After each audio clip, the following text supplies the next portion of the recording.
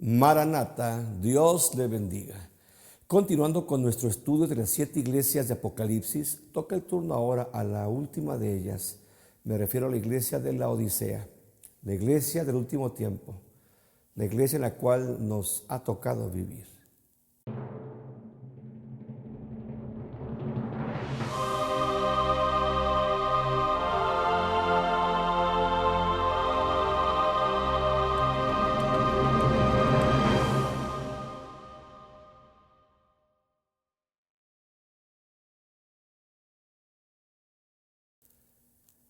La Odisea significa justicia del pueblo y fue fundada por Antíoco II, quien la construyó para su esposa. Sin embargo, su mujer le pagó su amor envenenándolo. Esta ciudad se encontraba situada a unos 65 kilómetros al sur de Filadelfia. La Odisea era una ciudad muy próspera, ya que por ella pasaban muchas carreteras o vías importantes, entre ellas la famosa carretera romana de Éfeso y que era utilizada para el comercio. Esto permitió que ahí se levantaran poderosos centros bancarios. Los historiadores coinciden que la Odisea era la ciudad más próspera del valle del río Lico. Esta rica ciudad era famosa porque en ella se producía una preciosa lana de color negro de un fulgor incomparable que era muy codiciada. Un terremoto severo la destruyó junto con sus carreteras. Sin embargo, debido a la riqueza de sus ciudadanos, estos la reconstruyeron con sus propios recursos, sin la necesidad de pedir subsidio al Imperio Romano. Finalmente la ciudad fue arrasada por los turcos, quedando destruida por completo. En la actualidad simplemente ruinas han quedado de lo que fue una de las más importantes ciudades del Asia Menor. Interesantemente, el apóstol Pablo escribió una carta a esta iglesia. La referencia se encuentra en Colosenses 4:16, carta que lamentablemente se extravió, aunque algunos afirman que es la carta de Pablo a los Efesios. Sin embargo, esta teoría es dudosa. La carta de Pablo a la Odisea simplemente se extravió. Y escribe al ángel de la iglesia en la Odisea. Una vez más, al igual que en las ocasiones anteriores, la carta va dirigida al ángel o el pastor encargado de la iglesia que estaba en la ciudad de la Odisea. He aquí el Amén, el testigo fiel y verdadero, el principio de la creación de Dios. Cristo se autopresenta como el Amén, el testigo fiel y verdadero, el principio de la creación de Dios. Analicemos en primer lugar la palabra Amén. Este vocablo proviene del lenguaje hebreo y significa de seguro, así sea, de cierto, sustento lo dicho, seguramente. Al enterarnos del carácter de Cristo, la seguridad en Él, la certeza en Él, entonces entendemos el segundo epíteto que el Señor toma para sí, el testigo fiel y verdadero, el que da testimonio, el que puede asegurar las cosas con veracidad y con precisión, quien puede testificar acerca del Padre. Es por esto que se autonombra el testigo. Pero este testigo además es fiel, del griego pistis, que significa digno de confiar, en quien podemos creer, en el cual hay seguridad, credibilidad. Encima, Cristo no solo se define como testigo fiel, sino que además agrega otro adjetivo, el de verdadero, del griego aletinos, que significa cierto, en quien hay verdad. De tal manera que el Señor es completamente digno de crédito. Todo lo que Él diga, hemos de creerlo, hemos de darlo por hecho sin poner en tela de duda lo que Él advierta. El Señor agrega otro epíteto interesante. Él se define como el principio de la creación de Dios. Este nombre de ninguna manera significa que Cristo fue el primero en ser creado, como algunas sectas erróneamente han interpretado. Si el Señor hubiera sido el primero en ser creado, San Juan hubiese usado la palabra protos. Sin embargo, cuando Cristo se define como el principio, Juan utiliza el vocablo griego arqué, que significa poder, principado, gobernador, magistrado, principiador. De tal manera que el texto debiera leerse como el que dio principio a todas las cosas. Es decir, Él, Cristo, fue el que creó todo. Él principió la creación. Precisamente por eso es que todo existe por Él. Leamos lo que escribe Juan en su Evangelio, capítulo 1, verso 3. Todas las cosas fueron hechas por medio de Él, y sin Él no fue hecho nada de lo que ha sido hecho.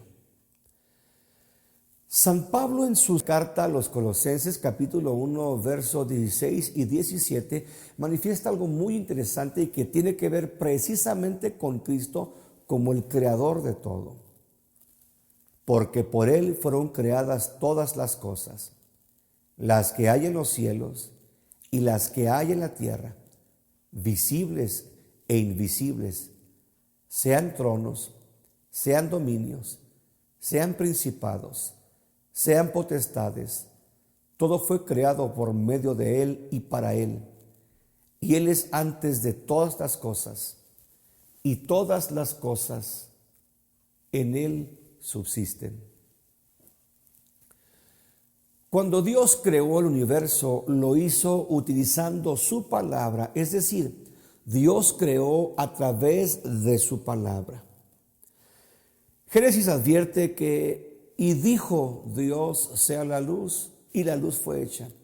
Y dijo Dios, produzcan las aguas seres vivientes, y estos fueron hechos, etcétera. Entonces entendemos que Dios, al decir, empleó su palabra, y como Cristo es el verbo, el logos, la palabra de Dios, razonamos que Cristo es el principio, el creador de todas las cosas. Todo fue hecho a través de Él, de la palabra de Dios, Cristo el verbo encarnado. La iglesia de la Odisea, según los teólogos, representa a la iglesia en general de los inicios del siglo XX hasta la iglesia de nuestro tiempo, la iglesia actual, de tal manera que bien pudiéramos decir que nosotros estamos viviendo el período de la Odisea. Ahora inicia el mensaje del Señor para esta iglesia.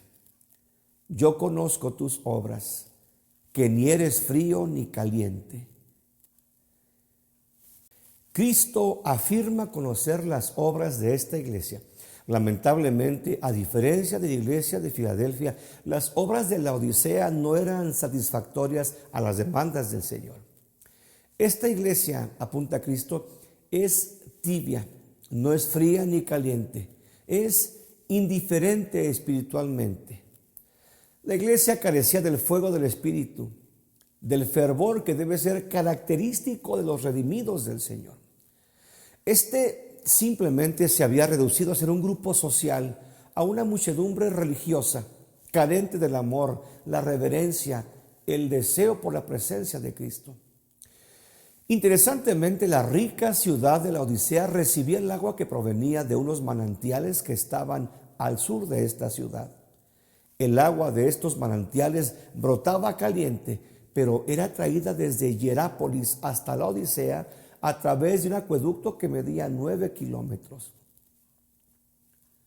Cuando el agua llegaba a la Odisea, ya estaba tibia, reflejando paradójicamente el estado espiritual de la iglesia de esta ciudad.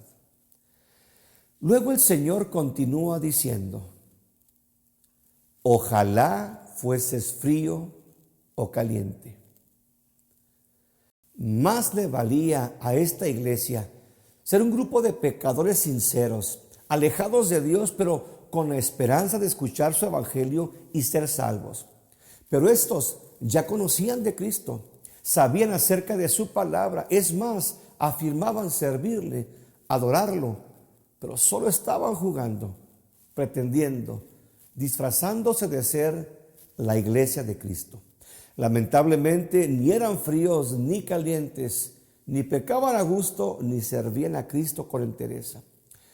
Para el Señor es mejor un pecador candidato al arrepentimiento que un tibio moralista casi arrepentido.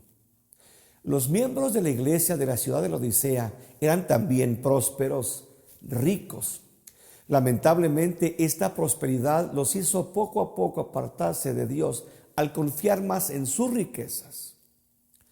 Dejaron de depender de Dios, convirtiéndose en una iglesia tibia, en un simple grupo religioso que descuidó su relación con Cristo.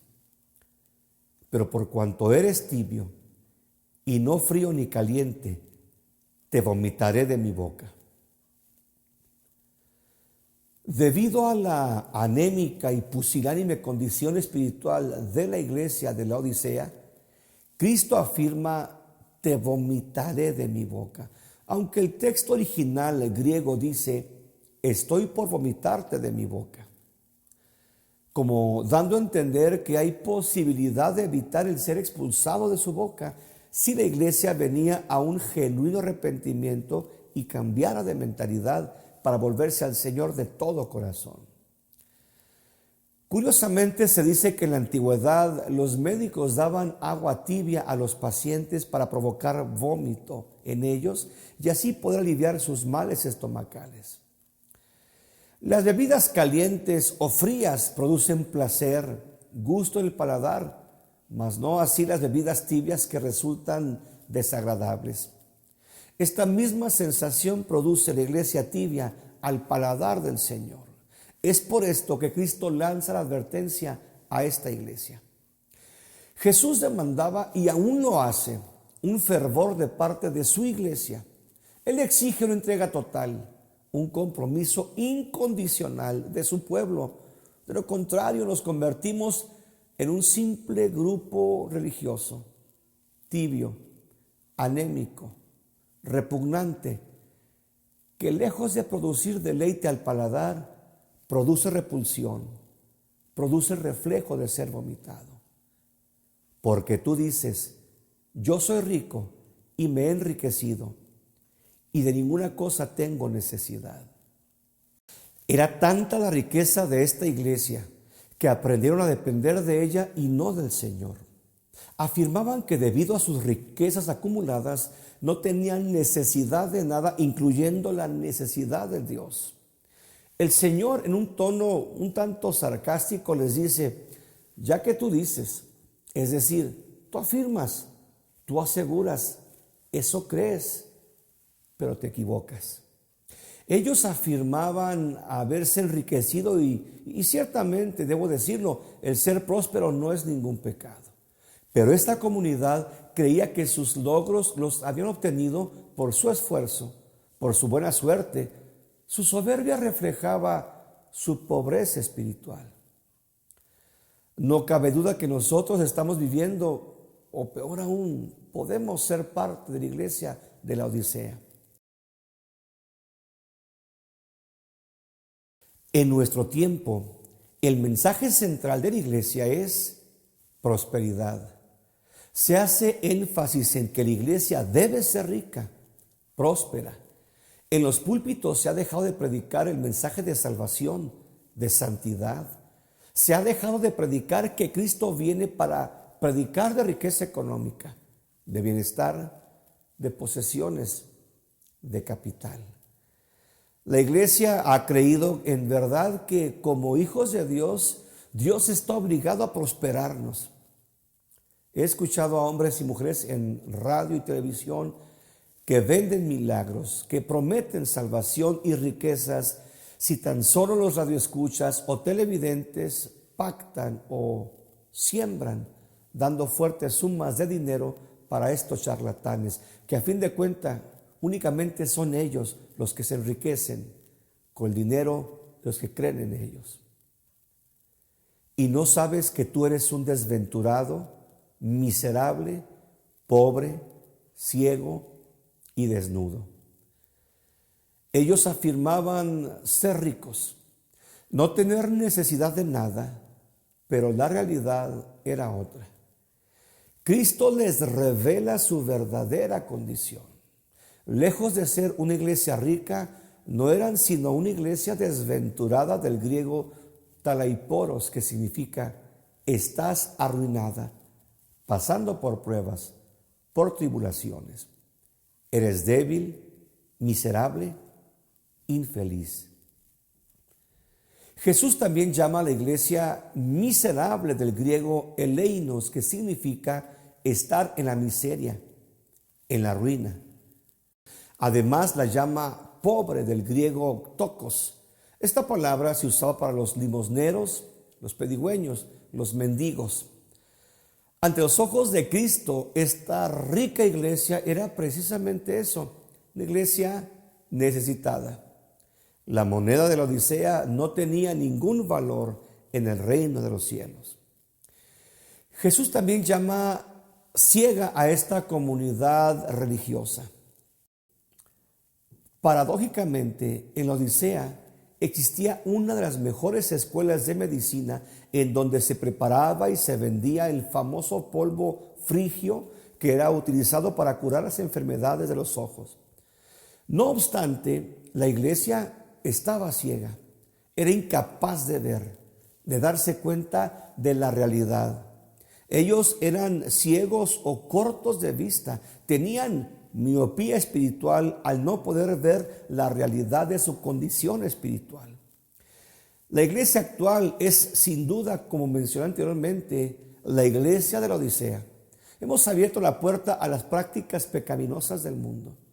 Lejos de arder con el celo santo de Dios, con la presencia del maravilloso Espíritu Santo, nos hemos vuelto tibios, permisivos.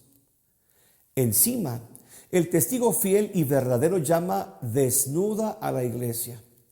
Resulta paradójico que en la Odisea se producía la lana más fina y cara del mundo. Los miembros de la Odisea, de la iglesia, seguramente también se vestían con este lujoso material. Sin embargo, ante el Señor, ellos estaban desnudos.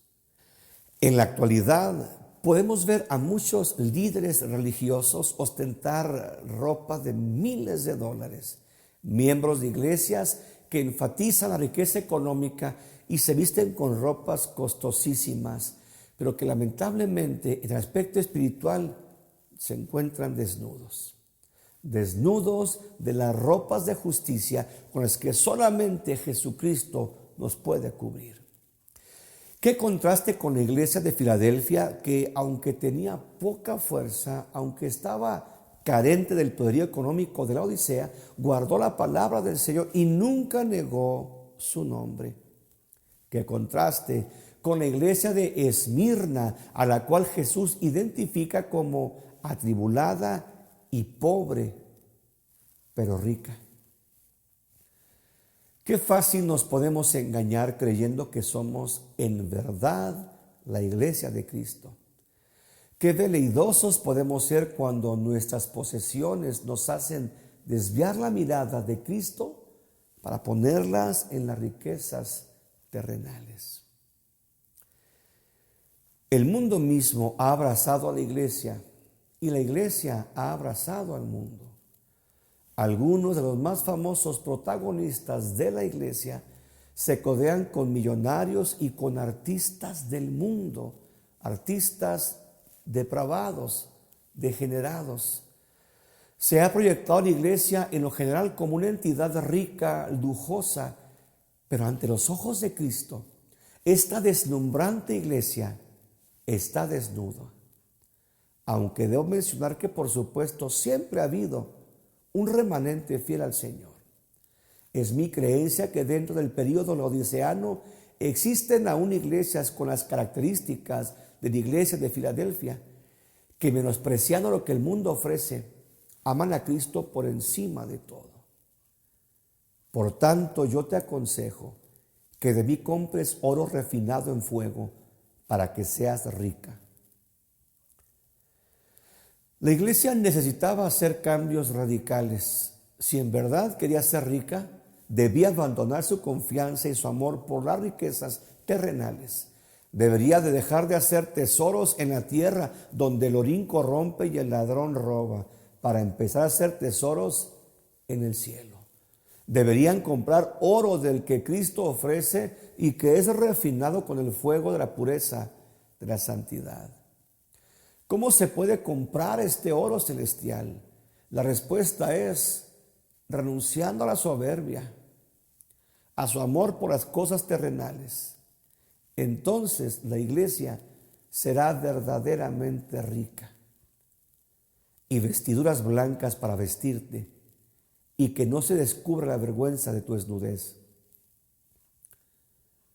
Además de comprar oro refinado, ellos habrían de adquirir vestiduras blancas para vestirse. Solo Cristo es quien viste al redimido con ropas de justicia. Solamente a través de la sangre del Cordero de Dios podemos lavar nuestros vestidos y emblanquecerlos.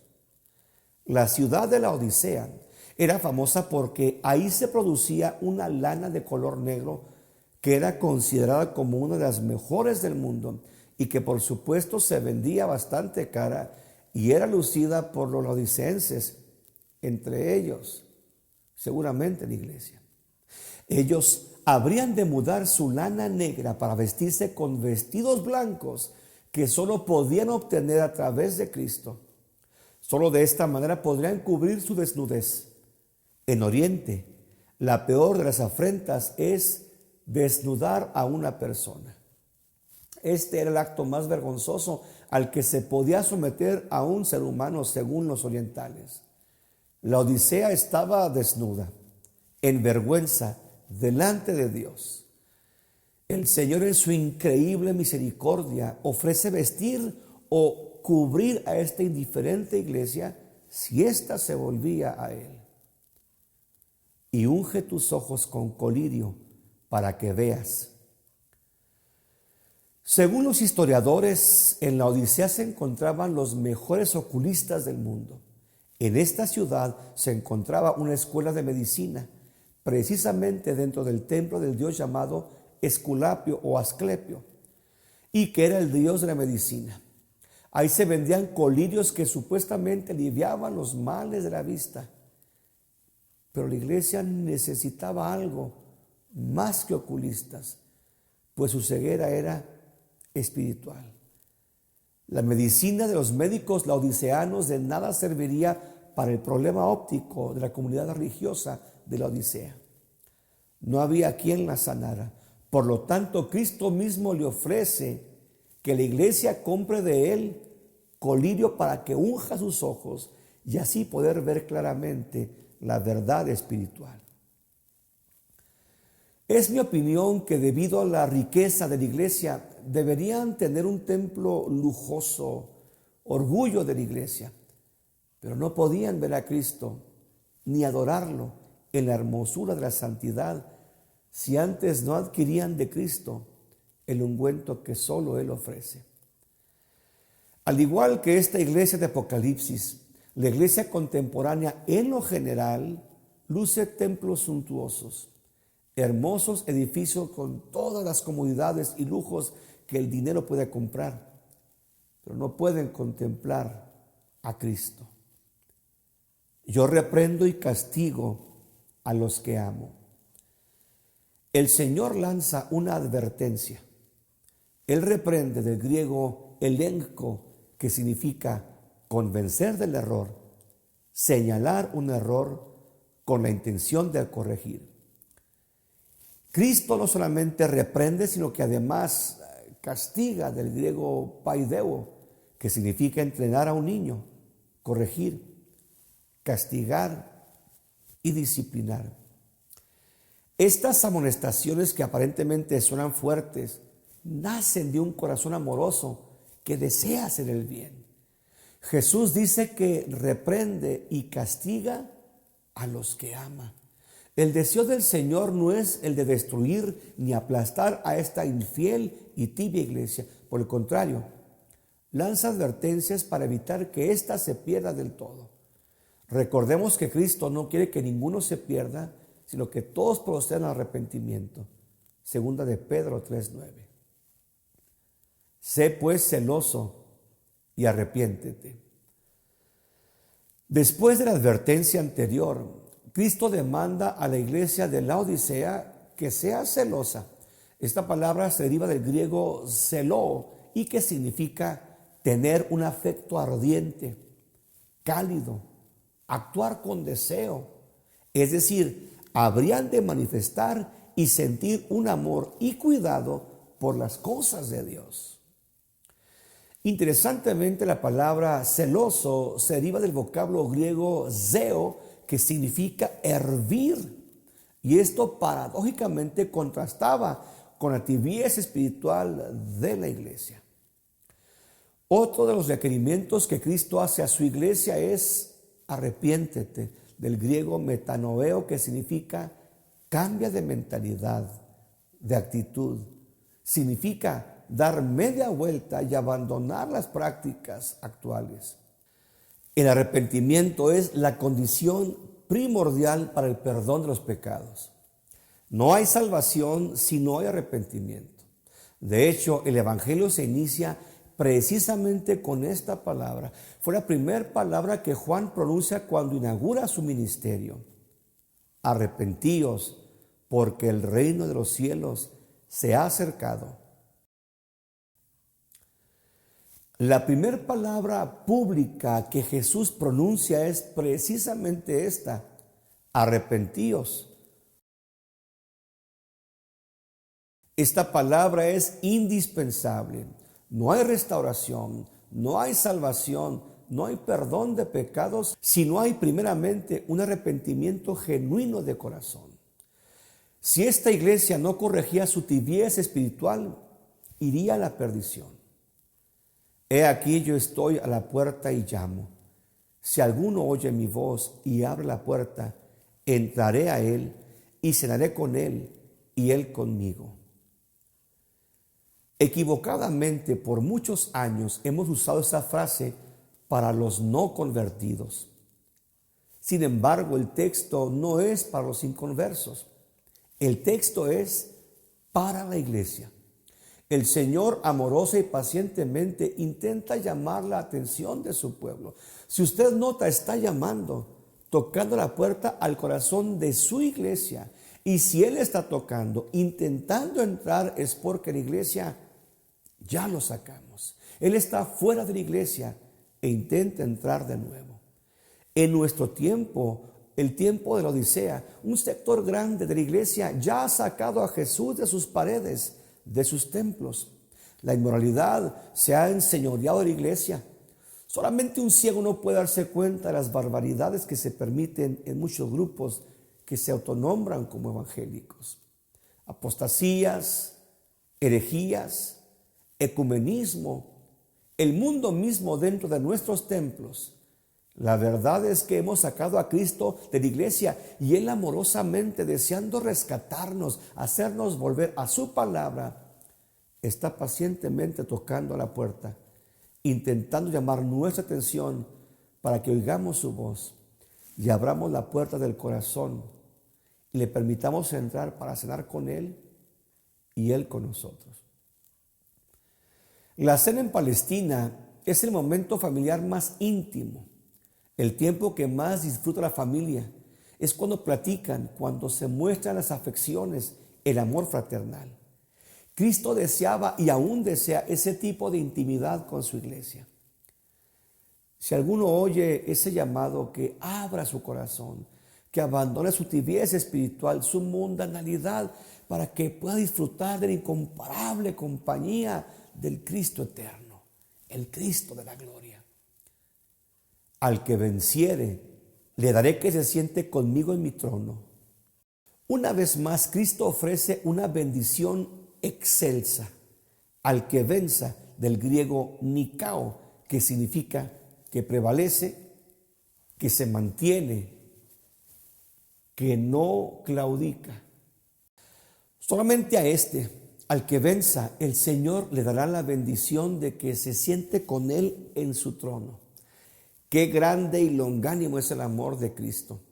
A estos que le despreciaron, que le echaron fuera de la iglesia, que han confiado en sus riquezas más que en el Señor, Cristo les ofrece que si cambian, si se arrepienten, si vencen, Él suspenderá la decisión de vomitarlos de su boca para permitirles el glorioso honor de sentarse con Él en su trono. Jesús comparte la bendición, el reinado. Ofrece a los vencedores que se sienten con Él, así como Él mismo ha vencido y se ha sentado en el trono de su Padre. La carta termina al igual que las 6 anteriores. El que tiene oído, oiga lo que el Espíritu dice a las iglesias. El que tenga la voluntad, el deseo, la sensibilidad, la voluntad de querer escuchar lo que el Espíritu de Dios está diciendo a las iglesias, que escuche, que oiga pues. Sin duda más que nunca existe la necesidad de volvernos a Dios. Estamos viviendo el tiempo de la iglesia de la Odisea. Vivimos tiempos de tibieza espiritual. Hemos corrido a Cristo de la iglesia. Me sorprende cómo un enorme número de ministros ha dejado de confiar y de pedirle a Dios. Ahora ellos son los que hacen milagros. Les he escuchado decir, yo te bendigo, yo envío palabra de bendición, yo envío sanidad, yo decreto bendición sobre ti, etc. Nos hemos puesto en el lugar de Dios. Hemos intentado usurpar el lugar de Dios. Ya no lo necesitamos. Ahora nosotros queremos ocupar su lugar. Y mientras Cristo está a la puerta, pacientemente llamando, intentando entrar en su propia casa. Yo soy Jesús Lozano y mi deseo es que Dios le bendiga. Y recuerde, Maranata, Cristo viene.